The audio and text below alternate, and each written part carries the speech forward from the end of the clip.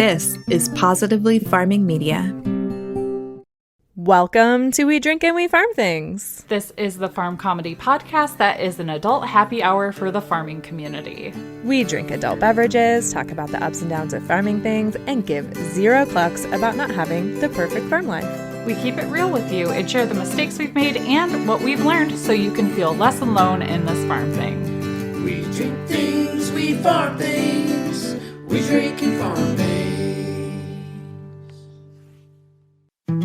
With Grubbly Farms Chicken Feed Fresh Packs, your flock can enjoy a farm fresh recipe inspired by foods they naturally love. Instead of using soy or fish, Fresh Packs Layer Feed is made with sustainably harvested insect protein, vegetables, and whole grains, which keeps your feathered fam happily nourished and egg yolks bright and creamy. And every peck is rich with essential vitamins and minerals for strong feathers and eggshells, as well as probiotics to aid in digestion. Not only is Grubbly Farms Fresh Packs a great choice for you and your flock, it's earth-friendly too. Every bag recycles 35 pounds of food waste to lighten the load on landfills and reduce the emission of methane gas, and protects 10 pounds of fish from being harvested from our oceans. It's a win all around. Save 25% off your first order of Grubbly Farms Fresh Packs and everything else they offer by using code DRINKANDFARM25 at grubblyfarms.com. Grubbly Farms, a superfood for pets and a superhero for our planet. Oh, hey there.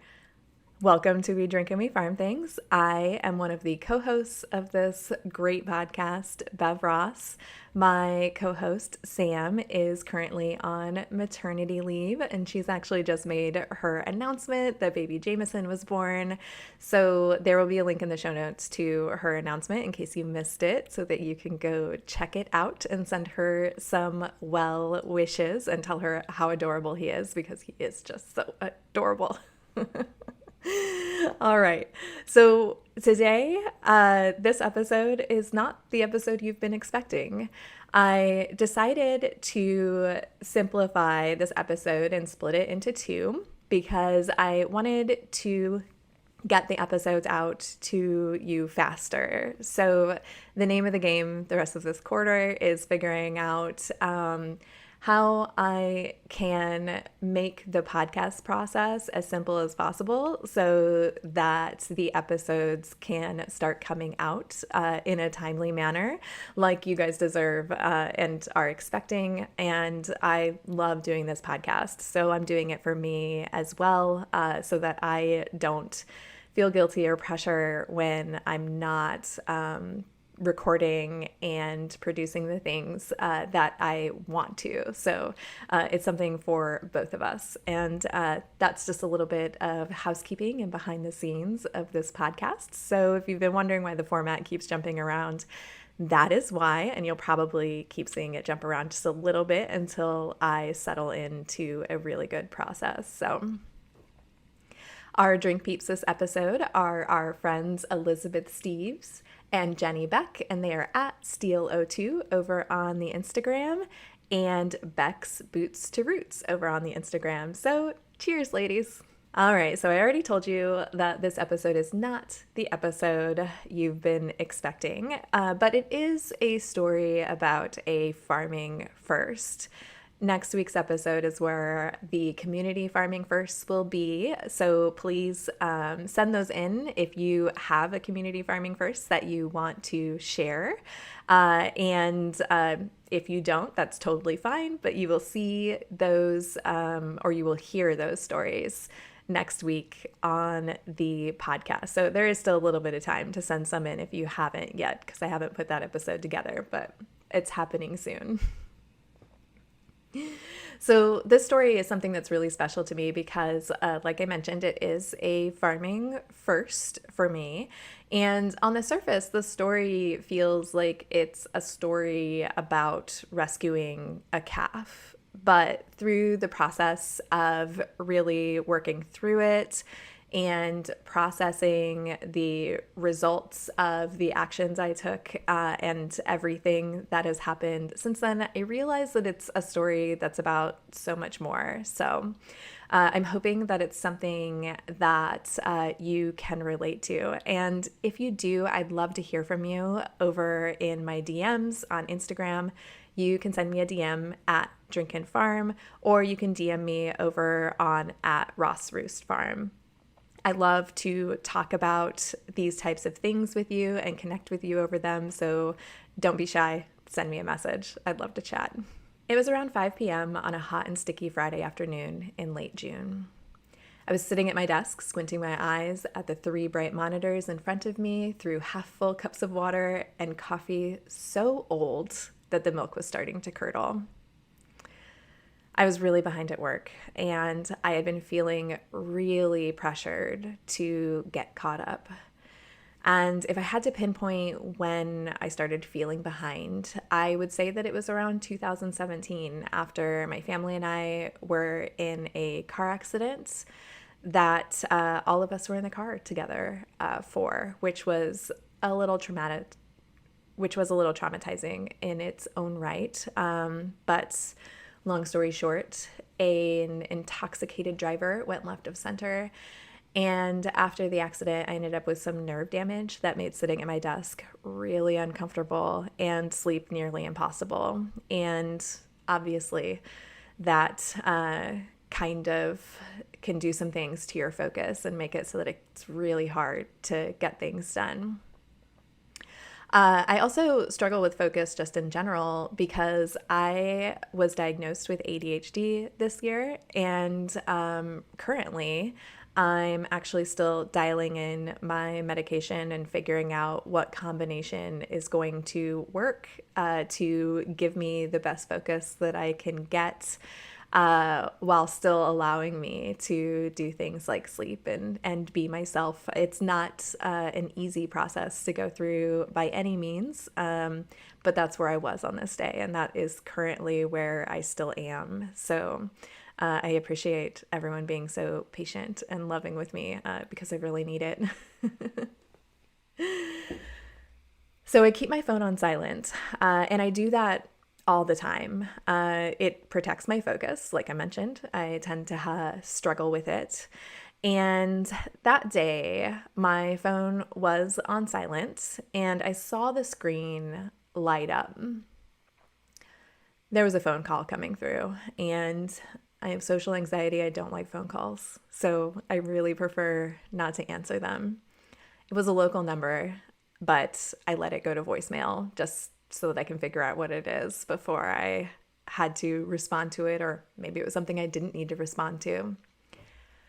But then they called again and sent a text message, and I was like, okay, there must be something really important happening. I've got to look at what this is. So I read the text, and it says, "Do you know who the farmer on Route 50 is with the cows along the creek?" I call the number back. I don't know who the farmer is, but I live in a really small community, and I know exactly what cows and what creek they are talking about.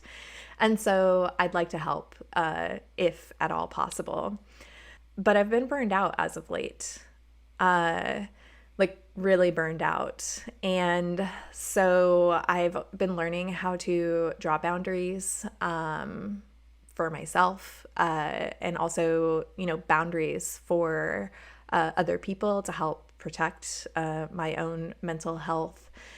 And I decide that in this moment, I'm actually going to just point them in the direction of someone else that can help, because I don't feel like it's me. I'm burnt out, and that's it, which is a really hard thing to admit, especially when your default is to say yes to help, and you really enjoy doing that. So when I call the number back, a voice greets me on the other end and says, "Hey there. While I was tubing, we found a calf that was stuck along the creek, and there's no answer at the door at the farm that we think this calf is from. Can you help? Do you know who the farmer is?" And I laughed a little because the voice was actually a friend of ours that used to work at the high school that's in our area. And my default for friends that are teachers are to call them, Mr. or Mrs., whatever their last name is. And so that's how I greeted my friend today. And I probably will for the rest of eternity, because it's a hard habit to break. I asked him a few questions about the calf. I needed to know, how big was it? Because if I was going to go help, I needed to know that I was physically capable of it. I also wanted to make sure that we weren't going to get hurt, because cows can be pretty big, and they might have horns, or there might be other issues in the area that could make this kind of a dangerous undertaking. And I wanted to make sure that this was something that wasn't going to be that. So he describes the calf to me, tells me all about how it's stuck. And I'm like, you know what? Why don't you go ahead and just send me a picture of it? And he sends the picture through text message. I take one look at it and I'm like, all right, I got to go do something to help this calf. It was a tiny calf, not very big, couldn't be more than, a few weeks old, maybe a month or two. But he was laying down and he was wedged underneath a tree root. So his body and his legs were under a tree root that was growing on the bank. The bank was sloped and it looked like he had kind of just like fell into it. Like it was an envelope that was the perfect size for him to slide in. But he couldn't slide all the way through. So he had been wedged. And I knew by looking at this picture that this calf was not going to get out of that on its own. The angle, and also, we had no idea how long he had been stuck there. So it was a pretty safe bet that if someone didn't go get the calf out, that something terrible would end up happening to him. And I didn't want that to be the case. So I got up, I grabbed an axe and a halter and some animal crackers and a pair of loppers, and I'm ready to go. And as I'm loading my car, my husband is out mowing and he's watching me. And when he sees me walking over with the axe, I think that was when he was like, oh, wait a minute. What is happening here? I need to ask some questions. And the first thing he says is actually, what are you doing with that? And I'm like, well, I need an axe. So I grabbed it. He's like, well, that's not an axe. That's a log splitter. So the axe is that thing over there. Why don't you go ahead and swap them out? I was like, oh, shoot. Maybe I need a little help with this. Maybe this isn't something I should go rush into and do by myself.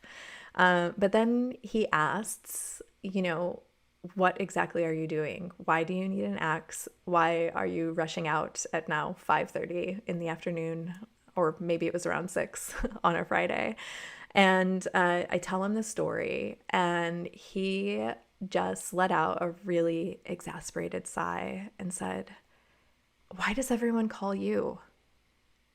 And it was a fair question because he knew how burned out I was and he knew how tired I was. And he didn't want me to go burn myself out further by jumping into this creek and saving a calf if there was someone else that was available to do it. And so I decided, well, I'll go ahead and call one of our neighbors. We have a neighbor that knows, most everybody. Actually, most of our neighbors know most everybody but us because we're not from here. But unfortunately, they didn't know who the farmer was either. And they did offer to come and help if I needed it. But I could tell that they were pretty burnt out also. So I decided that I wasn't going to ask them to come help. But before our conversation was done, he let me know, even if you do save this calf out of the creek, that if he's injured or, something ends up being, a long-term issue because of this, he will probably be euthanized. These are beef calves. They have a purpose, and a very important purpose, I might add. And that was kind of a fair assessment in my mind because I thought, I think he's just trying to protect my heart. he doesn't want me to burn myself out further by saving this calf. And then, it's all, for nothing in the end, essentially, was the message I was feeling from it. But I told him, I'll go down there by myself and assess the situation and get a plan together. And if I need your help, I'll let you know. But, thanks. And so I decided that it was time to go ahead and head on out. And as I was backing out, my husband pulls into the garage with the mower and stops me and is like, come on, I'll go with you. And I'm really glad that he did, because it turns out that a calf is something that's actually really hard to rescue on your own, even if you are pretty capable and physically able, like I am very fortunate to be. And they're heavy, they're big. But I didn't want to stress him out further, because obviously he hadn't really wanted me to go in the first place. But I said, okay, I would like some help. It'll be nice to have a second set of eyes and a second brain here on this. My brain is burnt out, and sometimes making decisions can be really hard when you're burnt out. And on the way to this farm, our friends had sent us a pin on a map to tell us where to park and how to find them. He starts grilling me about all the details, and I realize in that moment that I don't actually have any of the details. All I really have is that they were tubing, which tells me they don't have any equipment or probably even shoes on them. So they don't have anything to do this themselves. And I know that it's a calf that's stuck, and I know approximately where it's at. And that's it. No other details. I have nothing else to go by. And I think that makes my husband just a tad nervous. I think he wanted to know more about what we were walking into, and that's totally fair. Typically, my anxiety prevents me from walking into those kinds of situations, but when I can feel and see that there's something that really needs to be done, I'm usually able to push those things out. So I just tell him, we're just going to go look at it and go figure it out. It'll be fine. So we get to the farm where we believe this calf is from, and sure enough, there is nobody home. There is a gate on the pasture, and it's kind of a long hike back to the creek to where the calf is. So at that moment, we decide to put together a plan B. So I'm going to go to the calf with the tools and get to work.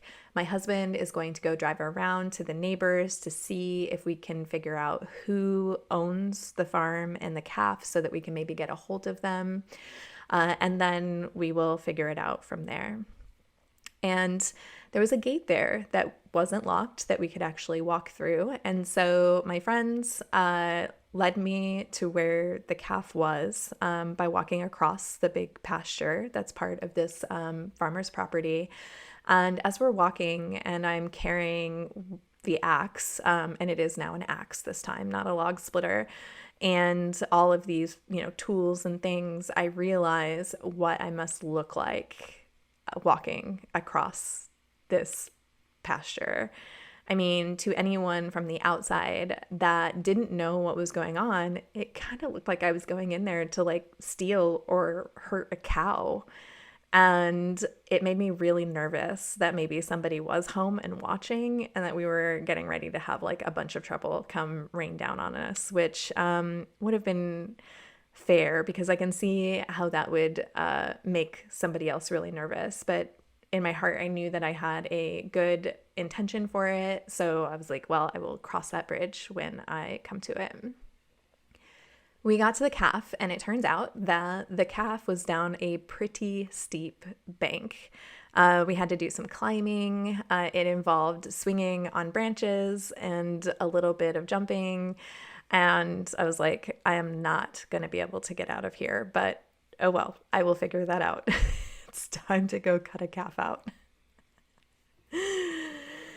So we get down there, see the calf, and he's definitely stuck, like stuck. I try to kind of pull him backwards out of the wedged spot that he's in and realize that I'm not strong enough to do that. And he's not strong enough to help me. He's probably been there for a few hours at least. So he's pretty tired and a little thirsty and a little hungry.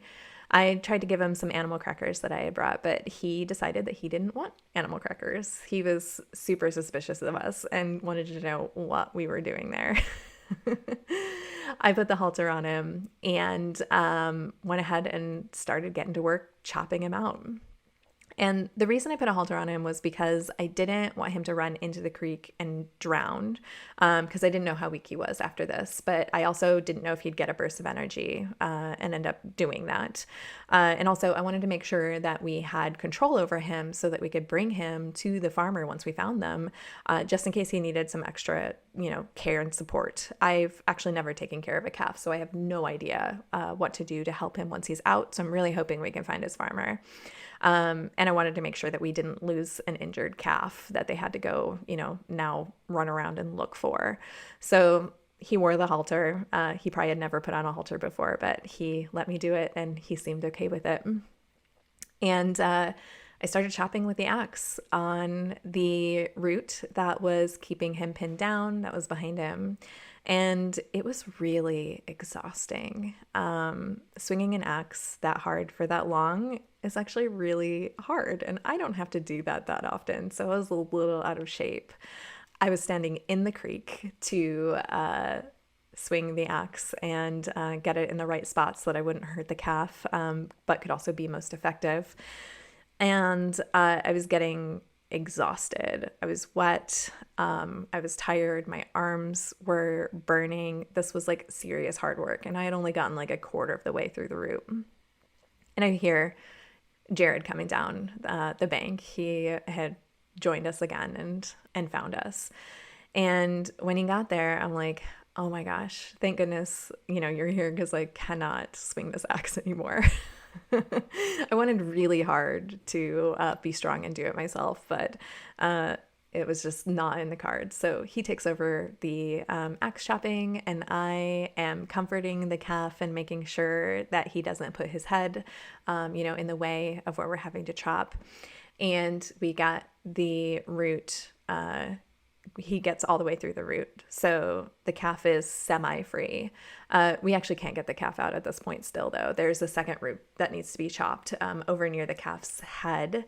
And so I am just hugging the calf's head and pulling him to the other side while my husband, Jared, chops the other side of the root, and we get him out. And oh my gosh, it felt like such a relief for this calf to just slide out of this area that it had been stuck. It was a relief to us. It was a relief to him. It was a relief to our friends, because our friends hung around to cheer on and help in any way that they could the whole rescue. And once we got the calf away from where he had been stuck at, it was obvious that he couldn't walk. And that was a really big bummer, because we were like, yeah, this calf is injured. This isn't good. But it's also possible that he's just weak. But one of his hooves, he was walking with it bent in front. So he's walking on the front of the hoof, kind of like it was sprained or broken. And we thought, oh man, this is kind of a bummer. And he's definitely not going to get up this really steep bank like this. And the calf just kind of collapses and is just laying down in the water. So we're like, all right, we're going to have to carry this calf out. What are we going to do? The bank is too steep where we're at. So we decided that we would go ahead and go into the creek with him and kind of carry him over to an area of the bank where it was less steep. And that would let us be able to get him out a little easier. And so my husband and I are holding this calf. We've got him draped over our arms, the two of us standing next to each other. And we walk into the water and kind of crouch down, and we're, using the water to help hold his weight while also moving forward and swimming through to to get to a spot where it was less steep and we could actually have a chance of getting him out. And it felt like forever, but it really wasn't. And we had him out. We had him out on the bank and up the side of the bank on an area where he could be loaded up to, go somewhere where he could get the treatment that he needed and be safe, which was a huge relief. We did not want to carry the calf all the way across the pasture. It would have been very difficult and exhausting. So we decide that my husband's going to go get our side-by-side and come back, and we'll load the calf up, and then we'll drive him up to the farmer's house and see if, they're back yet, and if we can give them their calf. And I had suggested that we just load him up in the back of the Subaru because our Subaru could totally drive back there. But apparently my husband did not want a calf in the back of our family car, which is fair. So the calf and I got to spend about 30 minutes laying on the bank waiting for help to come back. Our friends had gone with Jared because they needed to go get their other car from the tubing trip. And also everyone, I think, kind of wanted to get like some t-shirts and sandals and things like that.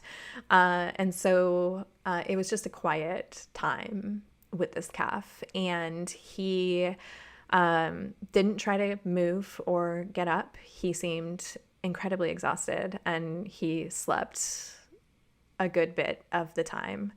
I just laid there next to him and stroked his head and listened to the creek as it, bubbled by and made its creek noises, which are incredibly soothing out there. And I realized that it didn't matter to me if the calf died right now or if because of an injury he had to be euthanized.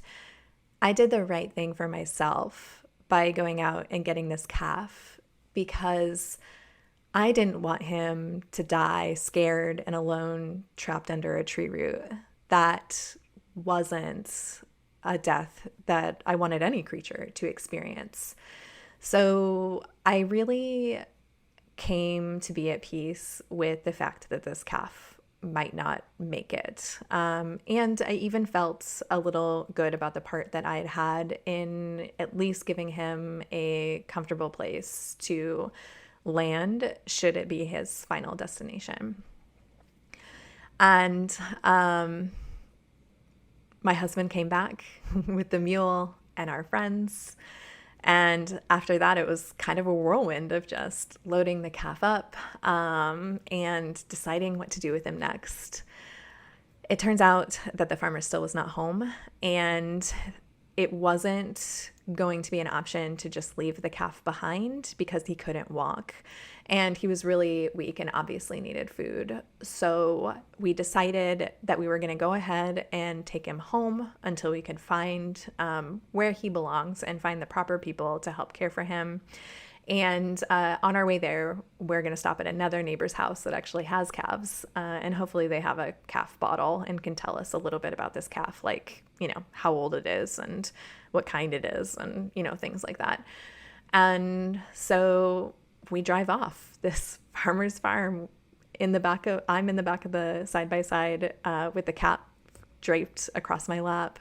And cars are driving by us and looking, and I'm like, it looks like we just full on stole a calf from a farm. And I really hate that feeling. I hate feeling like other people may think that we may have done something awful like that. But I pushed that out of my mind and was just thinking about getting to our neighbor's house so that we can get some more information on how we needed to take care of this calf. And we get there. He doesn't have a calf bottle, unfortunately, but he does tell us the calf is several weeks old, but he is, a big/smallish calf. He's not newborn, which was good. That meant that he had a better chance. And our neighbor went ahead and let us know who the farmer was because he knew, which was excellent. And told us, a little bit about what we could do to take care of him. And so we took him home to our barn. And we fed the calf goat's milk out of a goat bottle, which was very hilarious and didn't work very well. We got milk like everywhere. And the calf didn't get much milk in him, and it was very frustrating for him because clearly he was very hungry. And we're like, oh shoot, we just do not have the tools to take care of a calf, but we're doing our best. And after we got some food in him and we got him settled into the barn, my husband called the farmer to let them know what had happened and that we had their calf, and to ask them, what they would like us to do next. And it turns out that this farmer was actually on vacation. It was the first trip they had taken in years. And it was only the second time they had had an issue on the creek with a cow. And it had been decades since the last one. And of course, it was on their first day of vacation. So hearing that, I thought, yeah, we really did the right thing, because they would not have been home and would not have found him. So I'm really glad that we did this. They asked us if we minded holding on to him for the night, and they were going to send their daughter and son-in-law to come pick him up the next day. And we said that that was fine. At this point, we were pretty well invested in the calf, and we didn't want anything to happen to him. So it was totally fine by us. And it was around 9 o'clock that night when we came in from the barn and showered and got to eat dinner. So it was a pretty long rescue from start to finish, and we were just exhausted. Before I went to bed, I went out there to check on the calf one more time and went ahead and fed him and found him to be doing really well, which made me really happy, especially because, my neighbor had let me know that calves can be kind of fragile in a strange way. They're really strong, but also, being without food and water and being stuck in the position that he was in could have really made it difficult for him to recover. So he had told me not to be surprised if I walked out there and the calf had died. Also, he had reminded me that if the calf's injury was so bad that, he couldn't be rehabilitated properly, that he would probably be euthanized. So it was the second time I heard that, and I was okay with that. I decided that was fine. Or I was going to just see if the farmer would let me buy the calf from him, and then I was going to rehabilitate him and keep him here as a pet for Percy, and we would just have 2 pet cows now, which is kind of insane. The next morning, I went out, kind of expecting to see a calf that wasn't doing so well, but I was pleasantly surprised. He was doing fantastic. He was energetic. He was still limping. He was having trouble with that hoof that he was walking on the wrong way. And I went ahead and found a different solution for feeding him. I used a goat bottle. Or a goat nipple again, but I put it on a 1-liter bottle so that he could get more milk at a time. And that seemed to work much better and made him much happier. So I was feeling good. His ride arrived just a couple hours after that, and I took them out there and told them the story of what had happened. And when we got into the barn, it turned out the calf wasn't doing very well, which was a surprise and kind of a little bit of a gut punch because he had been doing so well just a little bit before that. But we decided to go ahead and load him up in their truck, and they were going to take him back to the farm that he belonged on, and they were going to try to reunite him with his mom because we thought that would be his best bet at survival. Even with the limp, as long as he could keep up and as long as his mom would take him back, we thought that he would eventually catch up and rehabilitate. So we loaded him up and he left. And I didn't really want the calf to leave. I was feeling really attached to him. But I felt good knowing that he was going somewhere where he'd have a better chance of survival. So I put it out of my mind. I sent pictures of the rescue to my new friends that had picked up the calf, and they were pretty floored by where he was stuck and how he had been stuck.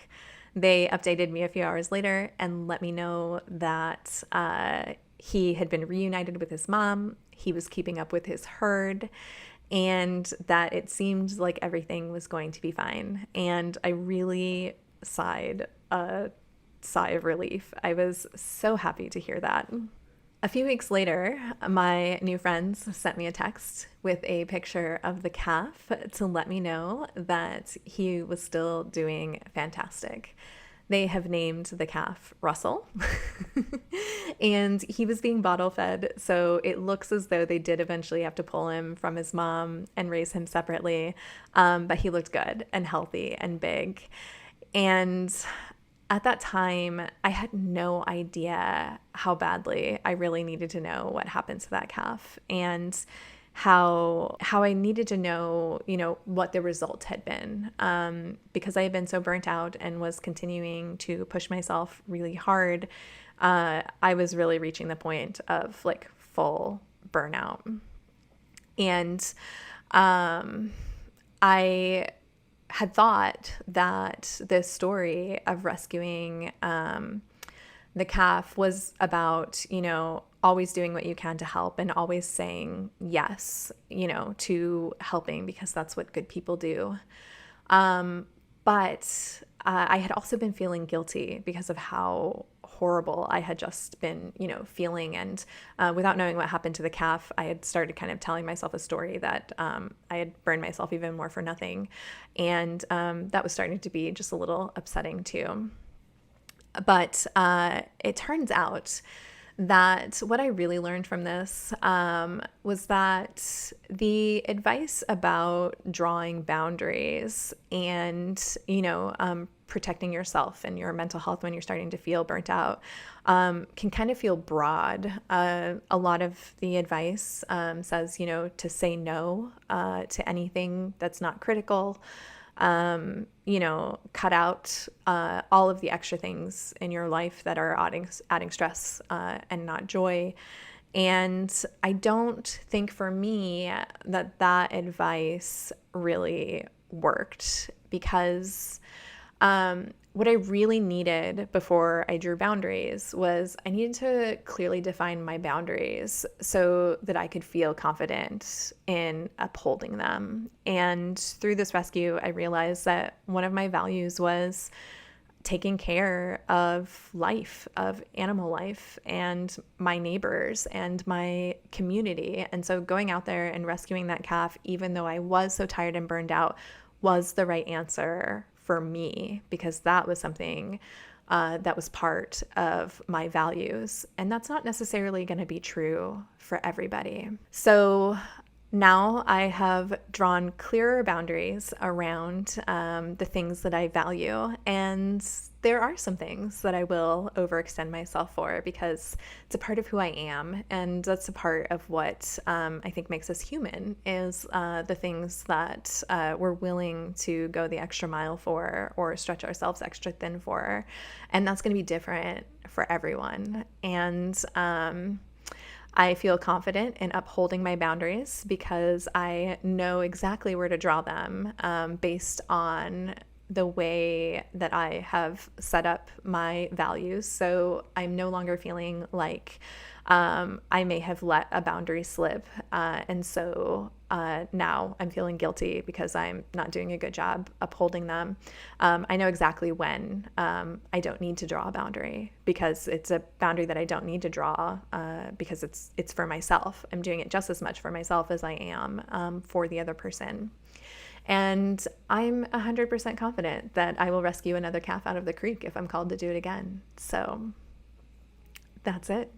I hope you enjoyed this story of rescuing Russell the calf out of the creek. If you have your own story that you would love to share on our podcast, I'd love it if you would call our voicemail and tell me about it.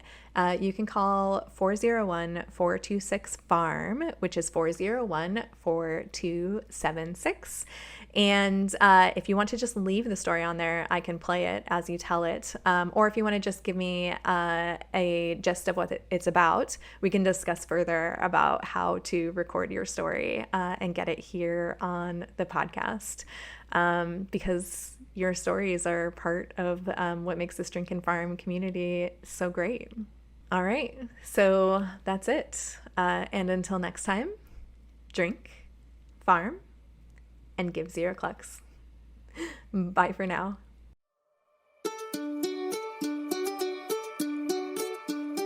One of the things that makes this podcast so special is our listeners' stories. Your stories. And to make sharing your story easy, you can leave it on our voicemail at 401-426-FARM, which is 401-426-3276. This quarter, we're looking for your farm stories about your farming firsts, our favorite mistress to bless and curse no matter the season, which is, of course, Mother Nature, and stories about planning farm projects or winging it.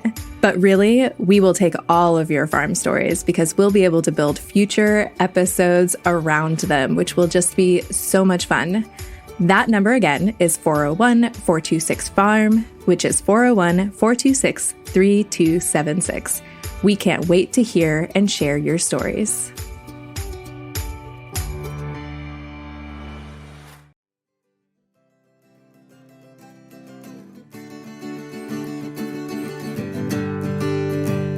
We drink things, we farm things, we drink and